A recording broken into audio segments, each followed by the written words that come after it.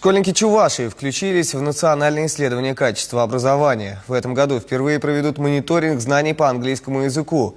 Для участия в проекте федеральный центр отобрал 6 школ нашего региона, 2 столичные, остальные из районов. Ученики 5 и 8 классов этих учебных заведений должны будут выполнить специальное задание по английскому языку.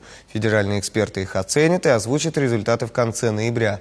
Надежда Андреева о том, для чего проводят подобные исследования. 45 минут 1 на 1 с компьютером. Пятиклассники 2-й Чебоксарской гимназии только сегодня утром узнали, кто из них станет участником национального исследования. Маша Титова воспринимает это как предметную олимпиаду по английскому языку. Необычно, интересно и вполне по силам. Для меня самое сложное – это было будущее время на английском языке, потому что мы его начали изучать только в конце 4 класса. Я, конечно, первый раз была в наушниках, сидела перед компьютером, но мне показалось легко. У Никиты Смирнова по английскому 4. Пятиклассник признается, иностранный язык для него не самый простой школьный предмет. Но с заданиями исследования Никита справился оперативно. Мне давали 45 минут, я успел за 40. Первый раз такое, волновался очень.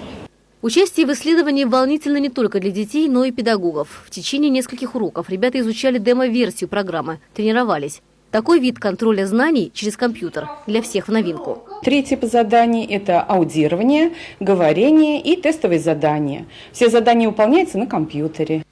В национальном исследовании принимают участие 40 тысяч детей из 800 российских школ. Как крупных городов, так и глубинки, больших и малокомплектных. Это должно обеспечить чистоту эксперимента.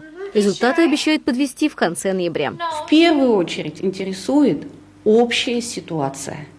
Общая ситуация с преподаванием иностранных языков, общая ситуация с уровнем освоения иностранных языков.